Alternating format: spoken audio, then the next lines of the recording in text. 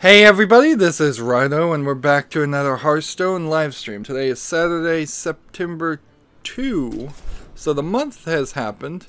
The game is glitchy as all get out. Like, I got a Knights of the Frozen Throne pack, I guess, just out of randomness. Maybe because I entered something. Like, maybe this is from the Choose Your Team, but I thought I already gotten the pack from the Choose Your Team esport thing that they promote esport events via, if you follow Hearthstone's Twitter. I got it both in the Americas and the European account. Red Phoenix is online immediately saying hello, hello. And he said hello and it didn't trigger Nightbot, so I'm sure he's happy for that too. So yeah, all 5 of those cards apparently were dustable. And let's see, I guess I got 2 gold things for being level 15. So this gold card back, I can now disenchant for 100 because I don't want gold things. I guess that's the good news, is I got 2 gold card backs. I got the new card back. And we can set that. But the extra number of stars, and see, now I can disenchant this for 50 since I already have 2 drain souls. So these normally would only disenchant for 5. So now I have 50 extra gold, which is working me slowly towards what I could do. So Blood Knight's the new one. We'll make it our favorite and play with that. But I'm not super happy with just going from 15 to rank. Well, I was ranked 14 with 2 stars to now I'm at rank 20, so that just kind of means I have to play ranked now even more than I was hoping I was going to have to get on this. Red Phoenix asks, do I have a cold? No, I don't think I do. It's just insomnia struck, and that's why we're starting so late, as I just woke up, and it takes honestly about an hour for my voice to get warmed up, and yeah, so I just have morning voice, and it's like, you'd think a YouTube streamer wouldn't have these problems, but it's like singers also have to do all kinds of warming up, the exercises and things, and I didn't really do any of that. Here, I'll drink some water, maybe that'll help.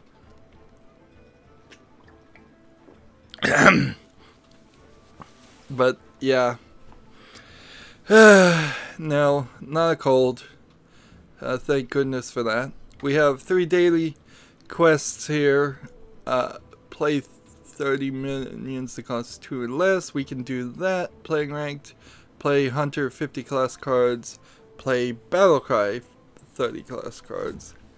And also play ranked. So, well, I kind of feel like all my ranked play is going to really just evolve around silent play, and is going to demand that I play more and more off screen. I guess this one time we'll try it. We're starting at rank 20. We were at 14.5 stars. I was hoping to stay at 14.5 stars. So does that mean I have to get up to rank I don't know, like, do I have to get up to rank 5 to fall back down to rank 20? Do you never get can you just absolutely never get to rank 20 when you start? It would be incredibly annoying, honestly, if every month to stay up and ranked you just have to start at 20 and keep playing and keep playing and complain. If that's the way this works, and somebody in the chat probably could tell me if that's the way this works, then I'm never going to put in the amount of effort it would take to get there. You can see I have a 41 game to 41 game ratio on this deck, this Murloc's deck, to get to rank 20. I never in any previous month would have played 82 games on any one deck. No way. Nowhere close. Barely played 10 games. Maybe 20 games per deck. So it's just demanding so much of your time that you don't even, it doesn't even seem like you get up ranked because of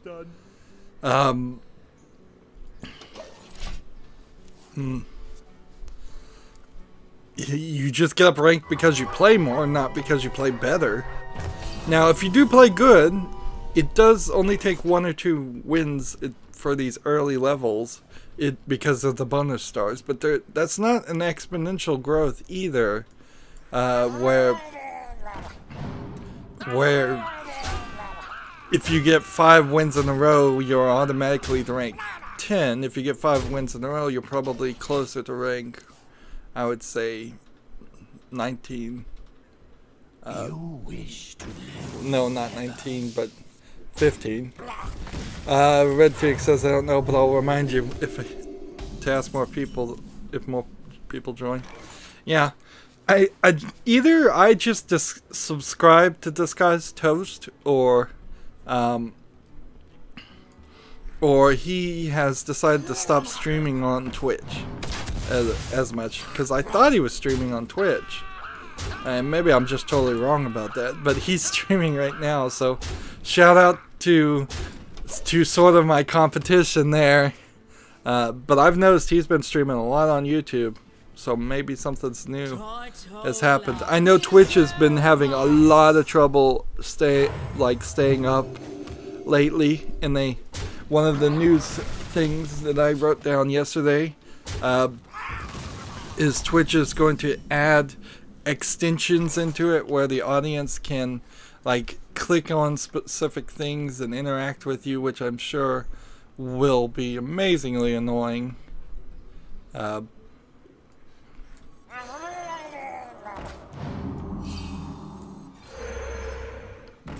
Let's see.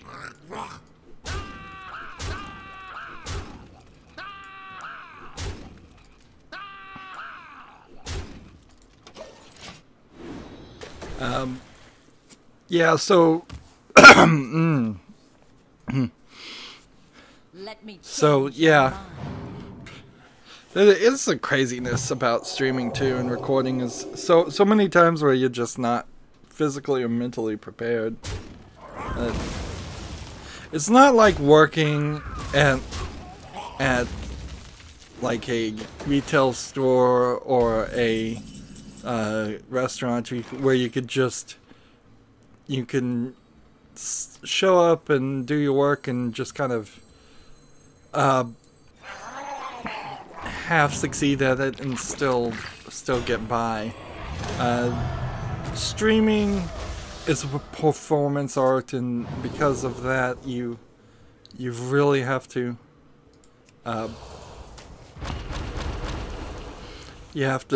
always be on the ball, always be prepared, or just not bother.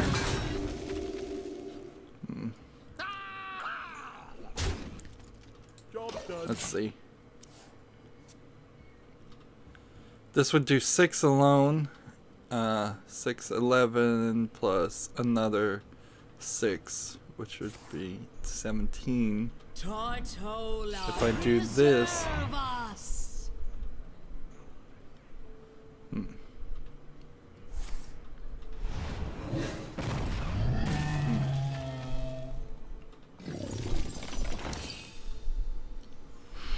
I suppose we could just kind of go through the news here. There isn't a ton of news today, and I don't know how long we want to go, really. Startingly, this is the other way insomnia can happen, is the general idea here. Like, normally, the last stream I got up early, or I stayed up really, really late, and because of that. Like, we had an earlier stream and that brought in a couple new people who probably would never have seen my streams. Now it's just going later, and going later probably isn't going to bring in any new people. Also, it's Labor Day weekend in the United States, so I wouldn't be surprised if a lot of people aren't watching because of that. It's also just a weekend, and that seems to bring less people to watch Hearthstone, at least from my perspective, which might be very, very flawed because I'm dealing with very small numbers, a very small sample size of people that watch my channel. And of course the Houston flooding might be affecting some things. It turns out that Houston is a pretty large infrastructure area as far as some IT networking things, so it wouldn't be surprised if YouTube might have been slightly affected by that, but I haven't seen any real evidence of that.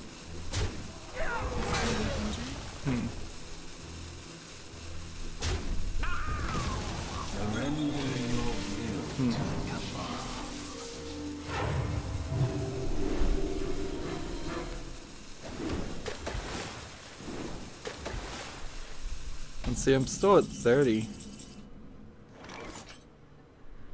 How many of these can I kill? Not as many as I would like. Roll the finger. Cross your fingers. Forward swipe right when you needed it.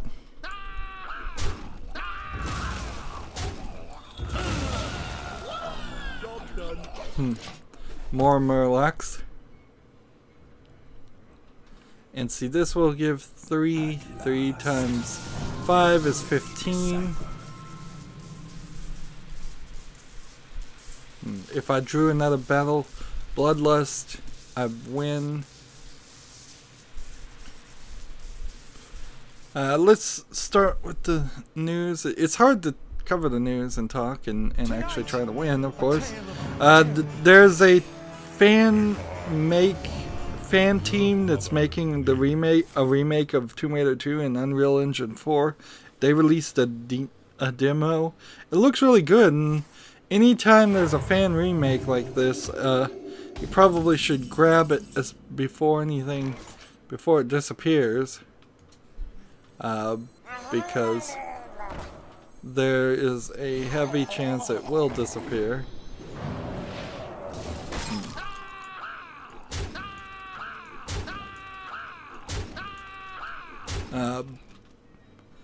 I don't see them remaking and re-releasing the original Tomb Raider games.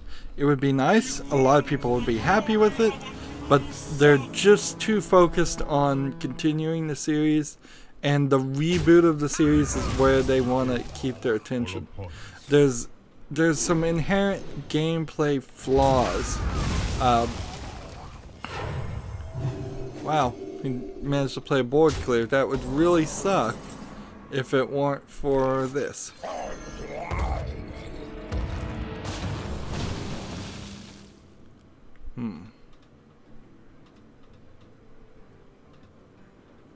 Stealth Murlocs. Job's done.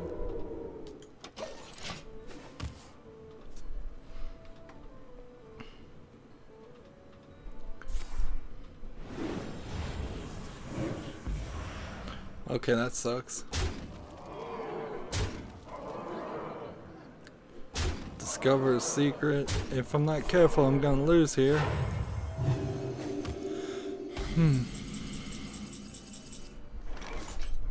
Let's see. Secret. Noble sacrifice. Play. Red Phoenix says he'll be right back. Okay. In 30 minutes. I guess that's right back.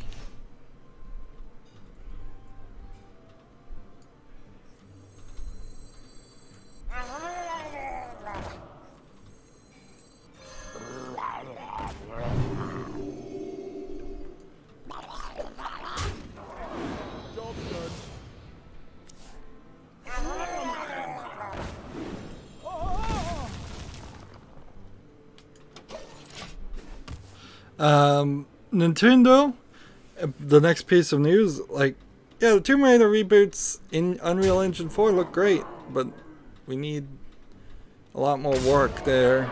And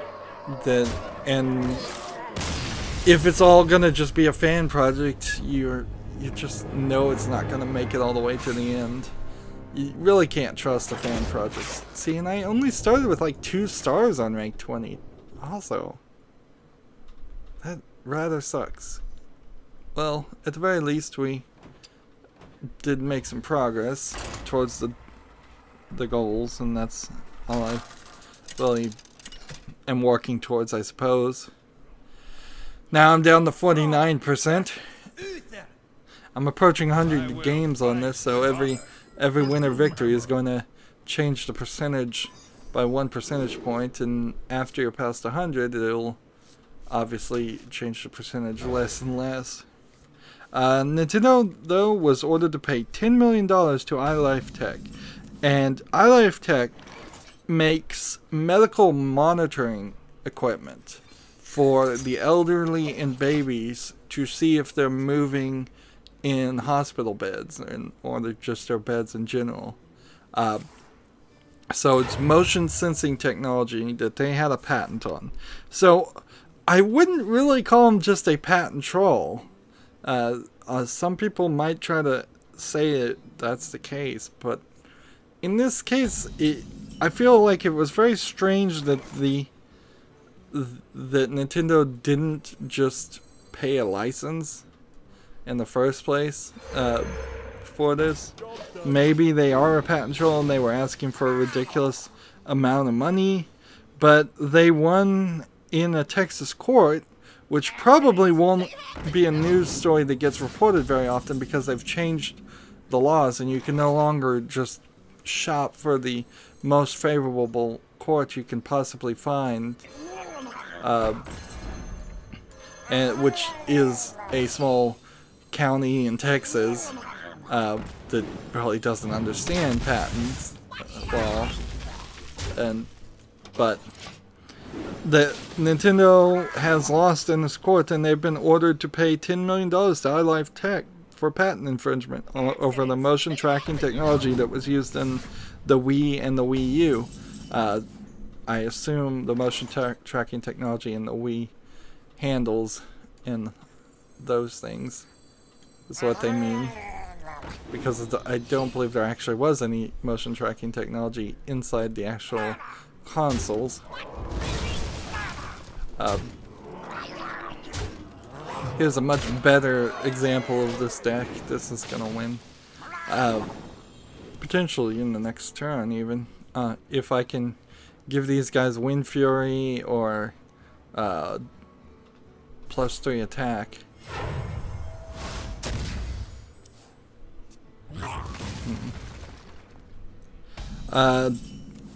So roughly, $10 million is roughly 25 cents per every Wii and Wii unit sold. And again, I am kind of assuming that when they say units sold, they mean the console, the handles themselves, because you could have bought the handles, the Wiimotes separately. I think they were asking closer to $5 per unit sold, and they were asking for $125 million, so it's not like they got the maximum that they were asking for, or more, but it's still a major blow to Nintendo, and it could really be, and this is mostly just a conspiracy thought, it could be a very good explanation of what is going on with the SNES Classic and the NES Classic. If they literally can't use the connectors to make Wiimotes anymore, because that would just cause them to have to pay more patent infringements, which almost, I didn't see any news on this point, but almost certainly that is the case, that there's going to be some kind of injunction saying you cannot make a Wiimote with motion tracking technology, so you effectively can't make a Wiimote. They probably had a nice amount of connectors to repair things with or make more Wiimotes with. And so maybe that's why they started using those connectors on the NES and the Super NES Classic. Now, it would be rather silly that if that was the only reason if that literally was the only reason that they made the NES Classic and Super NES Classic. There's still a lot of other reasons, but it would explain why it has those connectors. And again, that's just my conspiracy theory expanding, where before I thought, yeah, they must have a lot of those, but I didn't know why. Now here's a reason why. If this lawsuit's been going on for 3 or 4 years or longer, and they knew we can't make Wiimotes anymore, and frankly they weren't planning on making Wiimotes anymore, it's slightly surprising that the Switch doesn't just have a Wiimote connector somewhere on it. It is a smaller device that would be kind of difficult to squeeze something like that in there.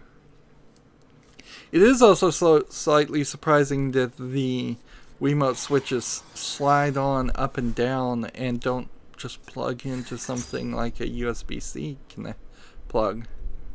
That would make a lot more sense, is if in the act of sliding it down you aligned it perfectly to a USB-C connector on the inside.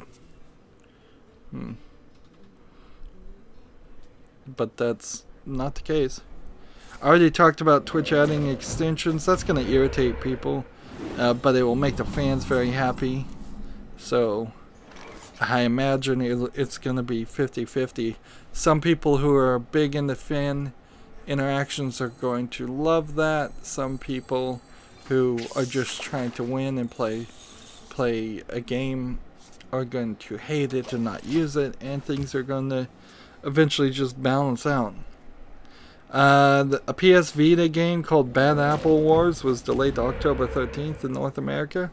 As far as I can recall, this is the first I've even heard of this game, so that's just kind of a statement on Japanese games coming to the West, as that they're under advertised and they're always late. I did hear a more general anecdotal comment talking about how there's just a ton of paperwork and that's needed to be done to accomplish anything in Japan. And maybe that's part of the reason why everything is always late, is just people are always doing paperwork and always making it take longer than it should. Just a lot of bureaucracy. The story I heard specifically is that if you needed to get a new cell phone plan, you would have to start a new cell phone contract, which you could do in the United States in just a couple hours by going to the store. In Japan, you have to go to a branch. They have to talk to their branch manager. He has to talk to his manager. They all have to send paperwork back and forth, and you can expect it to be approved, if it is approved, in a week.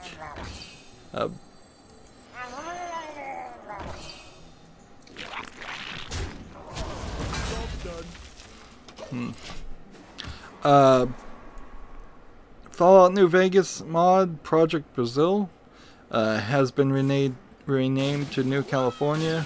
It's supposed to come out this year. It's been in development, however, since 2009, so you're talking a mod that is 8 years into development. That's pretty crazy.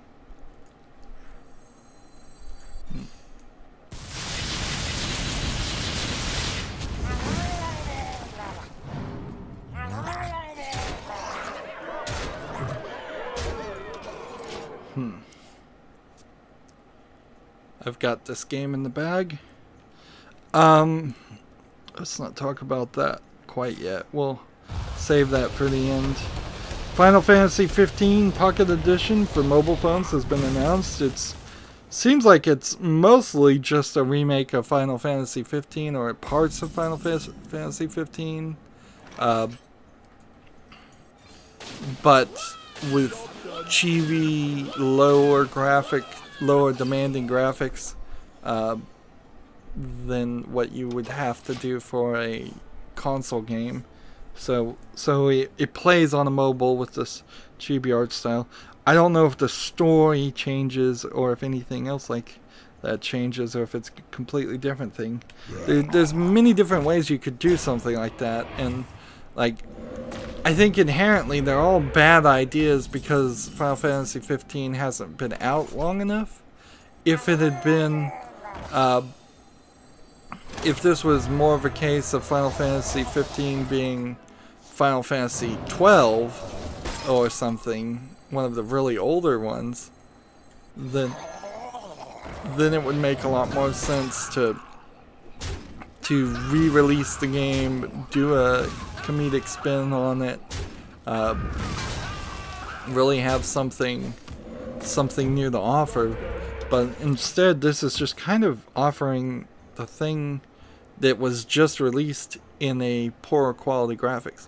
And chibi is funny, but you have to write the story and you have to kind of imply that too. And I don't think they did that work. I'm guessing they may not have done that work. So, yeah, it seems like it might have been half done. Let's counter how many things we can do here. 5, 6, 7. 7 plus 6 is 13. Game over.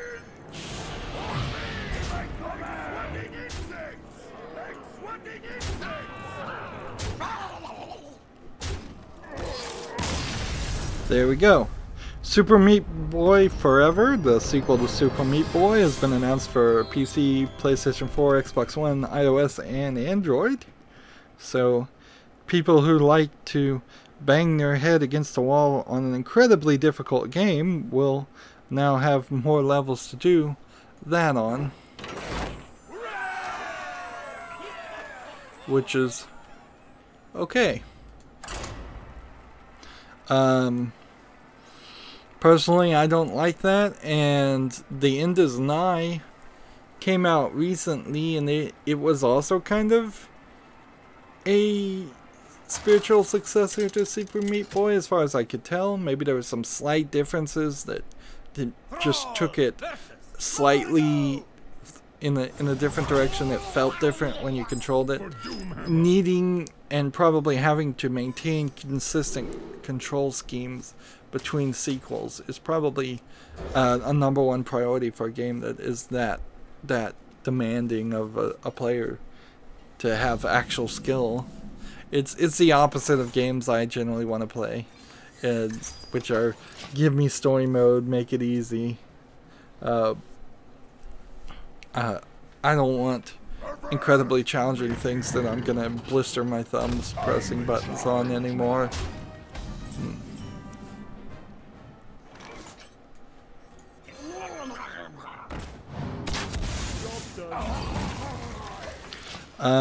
There's a game called Vaporium, which is a steampunk old school dungeon crawler that's coming to PC on the 28th. It looks pretty good for what it is when you describe it as an old school dungeon crawler, but then it still is an old school dungeon crawler, which is problematic because that's not really a fun way to play a game.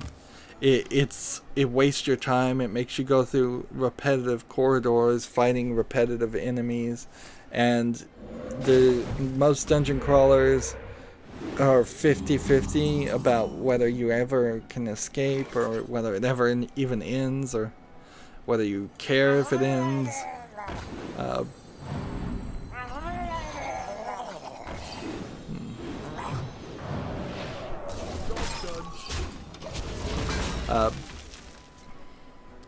So maybe it will succeed for a few nostalgic fans, but I imagine it won't work too well for a lot of people. Well, his devolve suddenly ruined my Murlocs.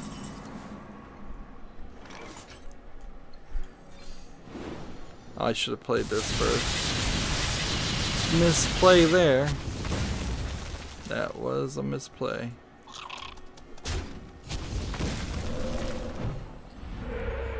Well. Oh well. It probably won't prove itself to be terribly bad.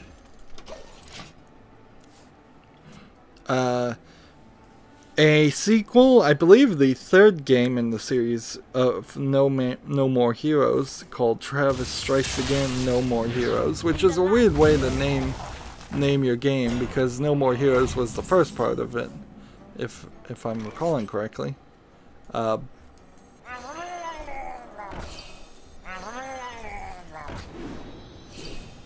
see. What can I do? Can't do anything. This 5.5 is going to prove to be problematic if I'm not careful. It's been announced as a Switch exclusive in 2018. Right now, one of the PAXs is going on, and a lot of games are getting announced because of that. It's going to be an Unreal Engine 4, which is interesting, particularly for its artistic style, because you wouldn't really immediately guess that that's the case. No More Heroes would be one of the few series, the slowly disappearing list of games that aren't on PC that I would like to see on PC. I would most definitely want to see those 3 games come to PC. They would play very well because of that, if they did, and they would sell pretty well. And kind of in the same way that Bayonetta 2 would sell very well if that came to PC. But it seems like Nintendo is the last video game company that actually still locks people into actual exclusives. And because of that, they're some of the least likely to come to PC games. Right, there's...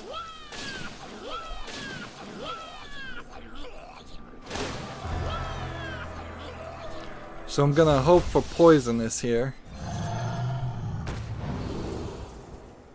Stealth until your next turn. Or taunt. I'm gonna go stealth till the next turn. Job's done. We'll see if this helps. See if this can win the day for us.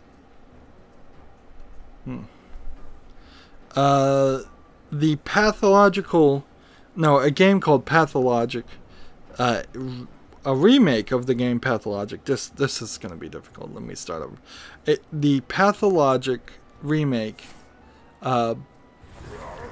is now going to be called Pathologic 2 to avoid confusion over a previous re-release of Pathologic, which was called Pathologic Classic HD. This is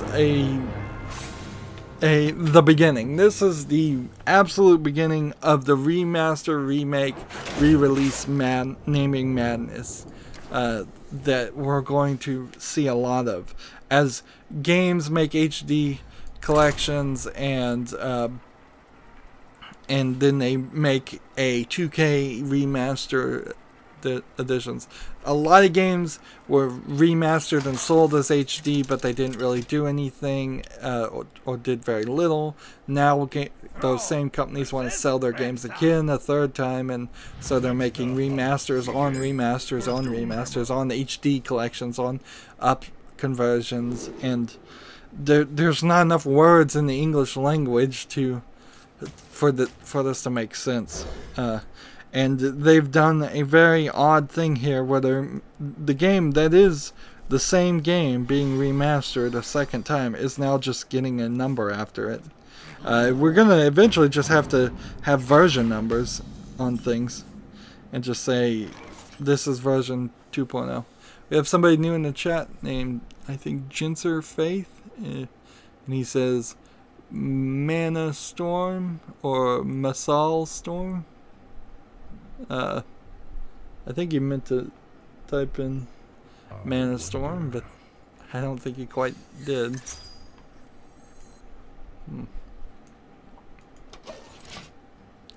Maelstrom. Maelstrom is what he says. Okay.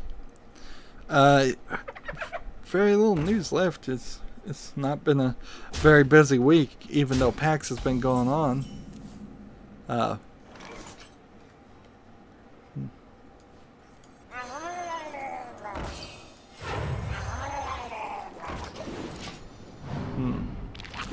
The Kentucky Route Zero Act 5, the final act, and the entire game for Switch are going to come out early 2018. I've heard some talk of this game. It looks like it might be something I eventually get around to playing, but it's one of those games that suffers from being this episodic release that I hate. Like, I just don't want that in my life.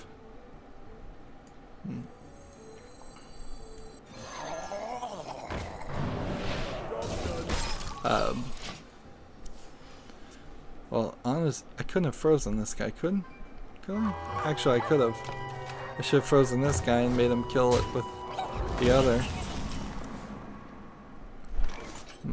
I played wrongly there. There's the former Sims head developer, and he worked for Linden Lab as the CEO. His name was Rod Hubble. He is now going to head Tiny Co Studio. Tiny Co Studio, if I believe, if I remember right, I'm gonna shoot in the dark and say that they're the creators of what is that game? Tiny Tower. I think that would make sense.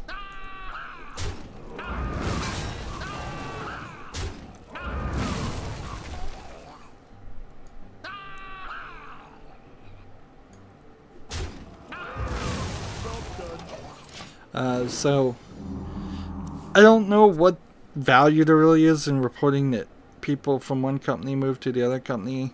You have to extrapolate a lot of things.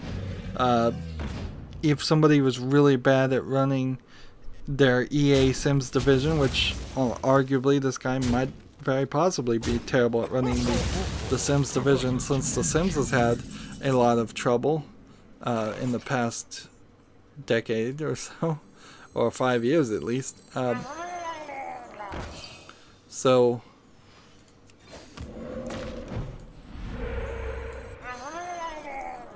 like, will he go run TinyCo into the ground? Is that what I'm supposed to extrapolate? Or maybe he'll do a better job. Red Phoenix says back. That was mean. What was mean? Something I did?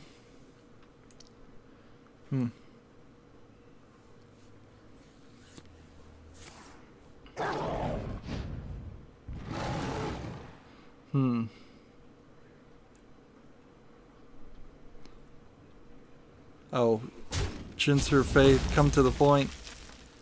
That was cringy.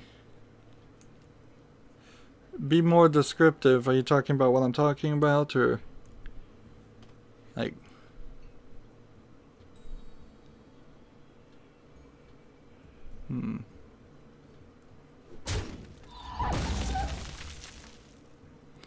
Alright, well, let me stop Jinser Faith right here. If one of the rules doesn't say no cussing, it says be nice, so stop the MRFing right now, or I'm going to block you and report you. Like, I don't know if you're trying to be friendly and colloquially using the term or not, but it's not allowed in this stream.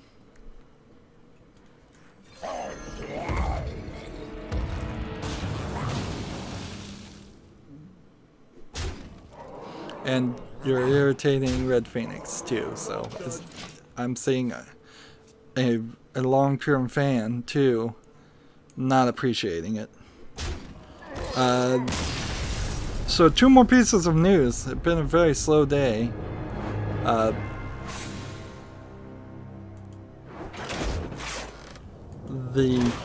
A game called Figment that kind of looks like Bastion is coming out September 22nd from the creators of Back to Bed and Chronology, which are kind of just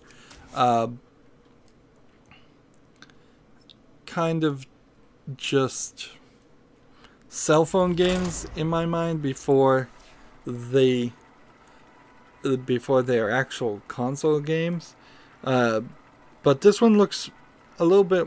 Back to Bed was a puzzle game with an isometric view. This is more of a fighting game with an isometric point of view. Very much like Bastion because the floor disappears and reappears. Chronology I never played, so... it might be that this company and Figment might be moving them towards making more mainstream, important, fun to play, interesting games. Of course, they're going to have to go from being more focused on making short, simple cell phone games into a longer PC console experience.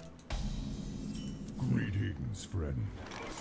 And then the last bit of news is a real tragedy to have to report at all. One of the executive developers in Shadow War died of cancer, which in itself is a tragedy. But then WB has decided to make a $5 DLC to memorialize him that you have to pay for, where only $3.50 of that in some of the United States, about 46 of the United States. So sales will $3.50 of sales of that DLC in those 46 states will go to the family of the developer who died. And only if you buy it before December 21st, 2019.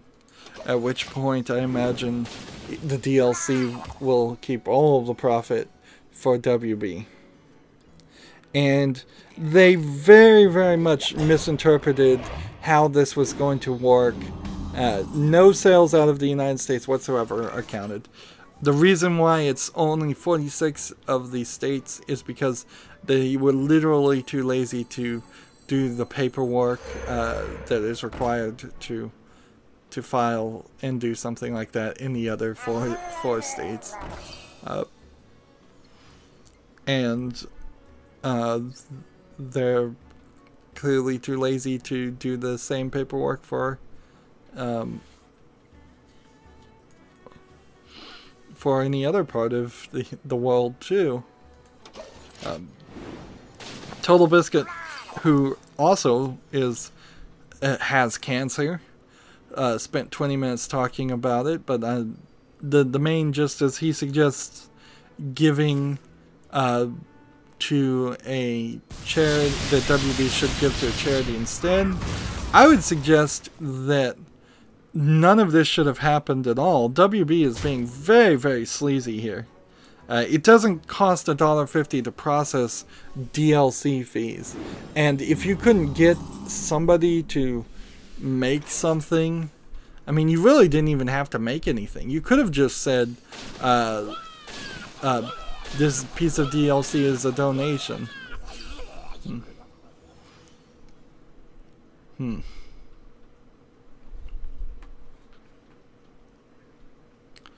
Alright, well, Chinser Faith is, let's see, report and block.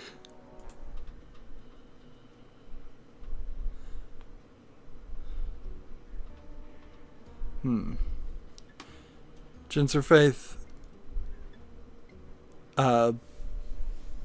again not being nice and violating the rules 3 times. I gave him 2 extra strikes, just to be certain, and so now he's reported and blocked.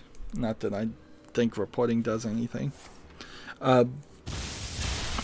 So I would say nobody should buy Shadow of War, first of all, because that game in itself is sleazy, and it is money grubbing and greedy, and WB needs to be punished, and we need to honestly have an, in my opinion, my personal opinion, we need to have an active boycott of WB games until they just completely go out of business. Like, I don't want to see WB around in the next few years. I want to see all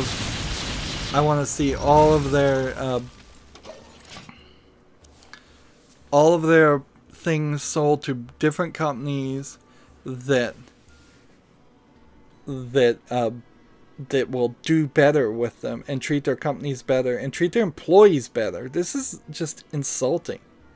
This is as bad as when Walmart buys life insurance policies on its employees and then makes more money from their employees dying than they do from their employees actually helping them sell products, which is a literal thing they have done, and other companies do it too. And often, if you're getting free life insurance from your company, it's because the company themselves is also getting life insurance, which literally, this should be illegal. It is illegal in most countries that some random person who's not a friend or family member can buy a life insurance policy on you and profit from your death. So yeah, my recommendation, everybody, don't buy Shadow of War. Don't play it. It's gonna be a crappy game. They put so many microtransaction DLC crap in it. It's not gonna be good. And if you want to support this family, there is links out there that will directly support the family.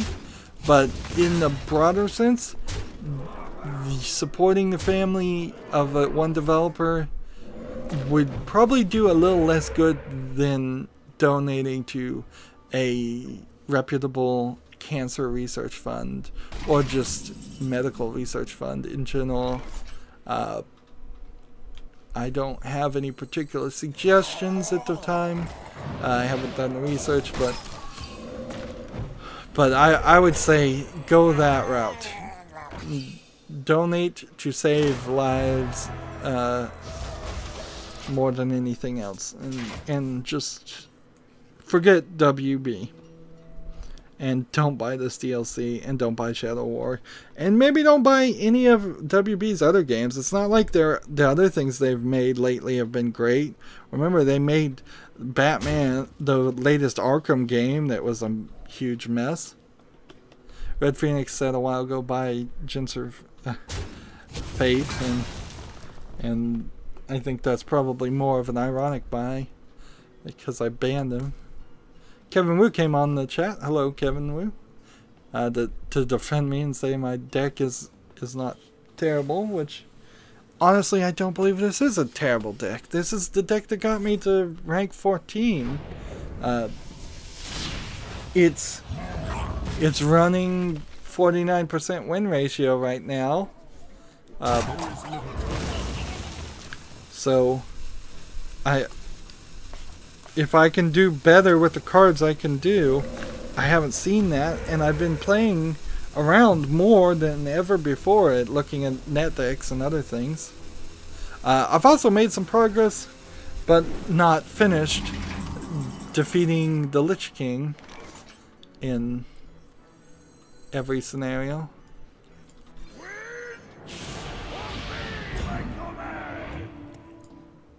Let's see.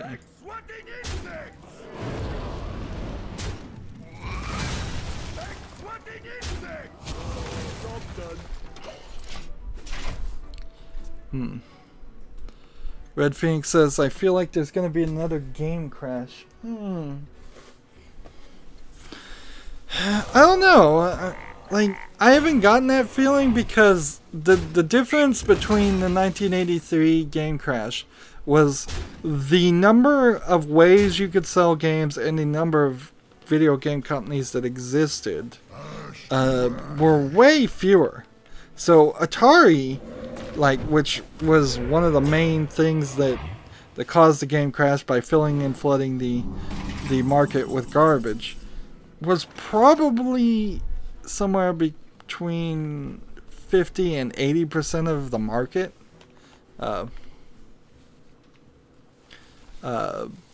Kevin Wu, do you want to try Pirate Warrior? It works for me.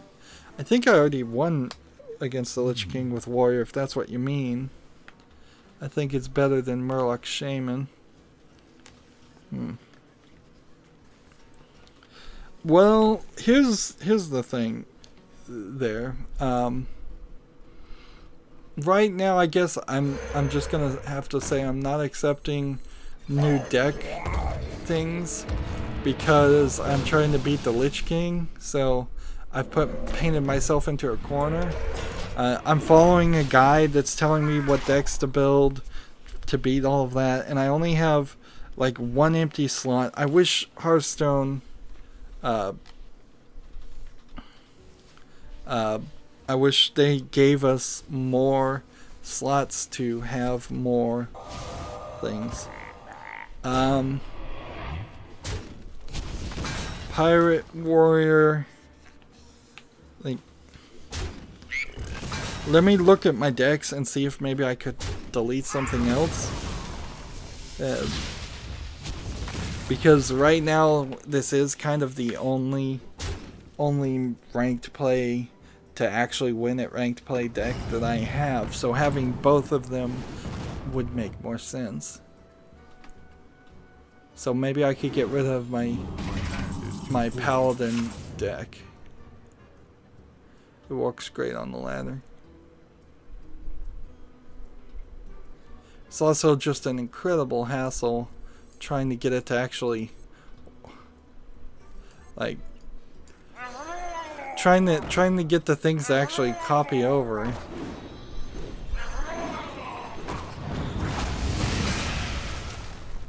It is also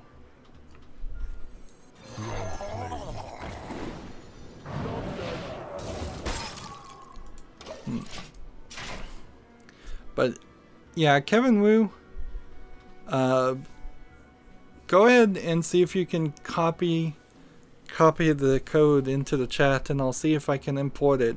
Last person that tried that, it didn't work, but I'll see if maybe we'll try it again. At the very least, I can put it in the Hearthstone deck tracker and save it for later. Like, yeah. See, let's just open up Hearthstone deck tracker here, import from deck code. See, it says no deck found in Hearthstone deck tracker, but the Hearthstone deck tracker does it differently than other things. And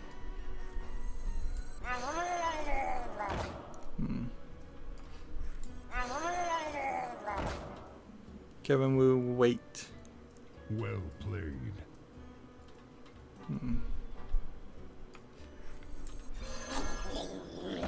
Is there a reason why I should wait?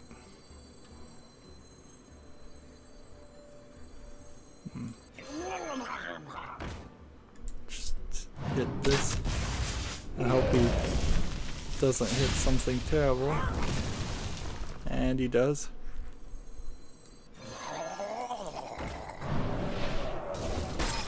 There is little time.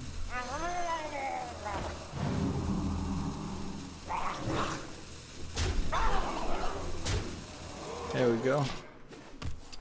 That one should work. Yep. The codes are way too finicky. Way too finicky. On this. If it has the number signs in front of it, if it doesn't.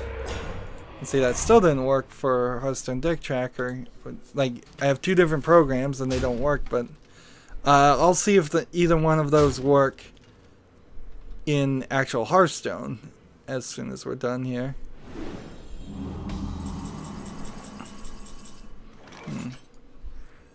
Can't do any better than this. Well played.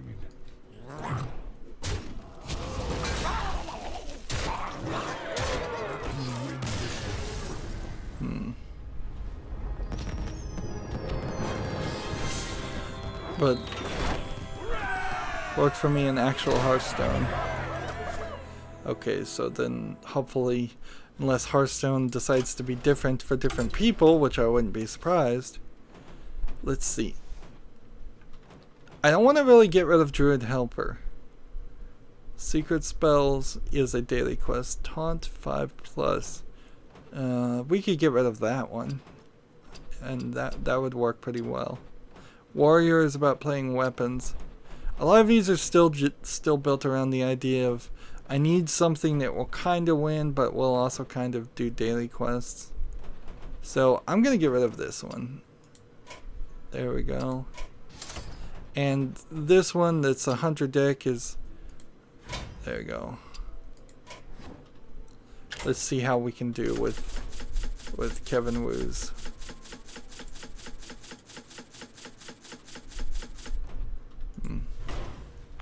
Let's see. Warrior, pirate.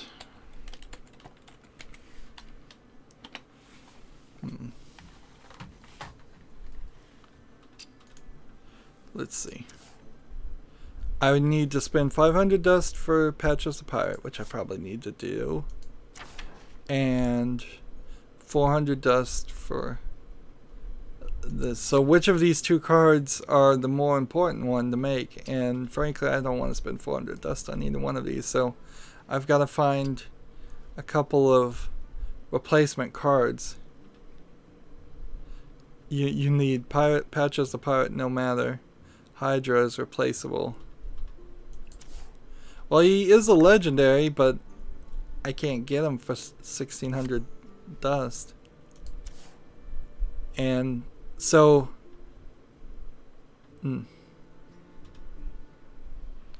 Red Phoenix says, did you know some YouTubers which are big charge people to play their game?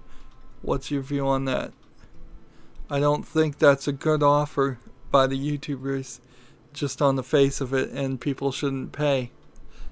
The deck won't work without patches. Well, then I guess that's the problem right there, is I can't. So thanks for your suggestion, Kevin Wu, but you're saying it straight up, the deck won't work without patches. I don't have 1600 dust. And that's so many decks. This is a perfect example of why things don't work out. Is 2.5 years of playing this game, and there's still just things that can't be played. So, yep, that's the problem, right there. And it's the legendaries that are missing. It's the legendaries and the epics. It's not some common card. If I needed just a common card that was only 40 dust to create, I'd create it in a second, but it just doesn't work. Yeah, I don't know why anybody in the world would want to do that. Like, that seems insane to pay YouTubers for that. Kevin Wu, are you going to send me another one? Alright, we'll play around.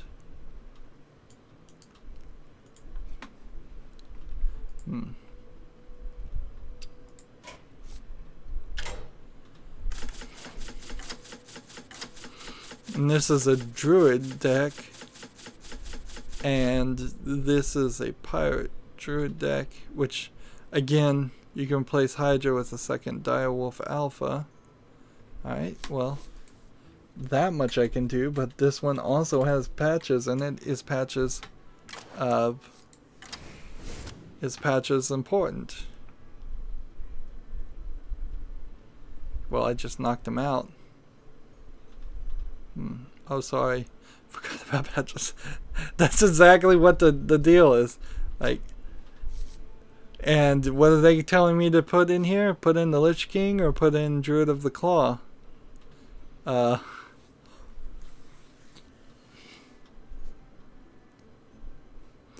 see. Let's just look at see what this is all about. Red Phoenix says, and that is for indie games only.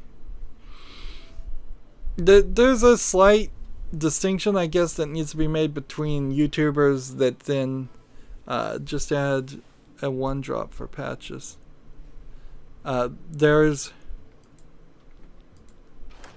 There's certainly like a,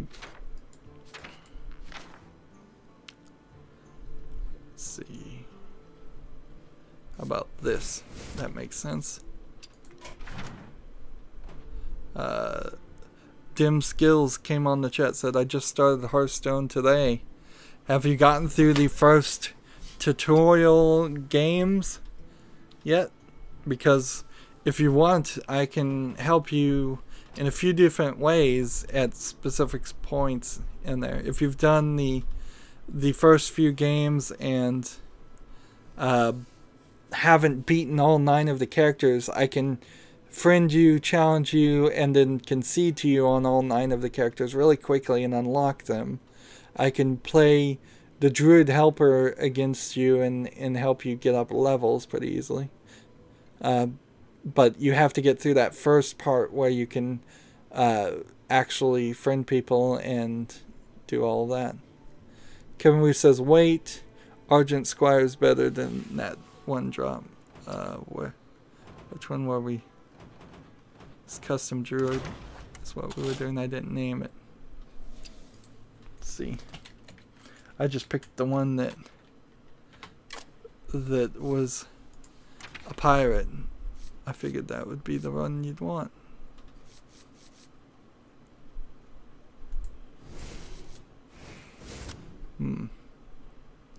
Dim Skills. Yeah. Yeah, if you get to the point where you can send me a friend request, Rydo, RYDO number 1423 through the add button here, we can certainly help the new players to a certain point at least.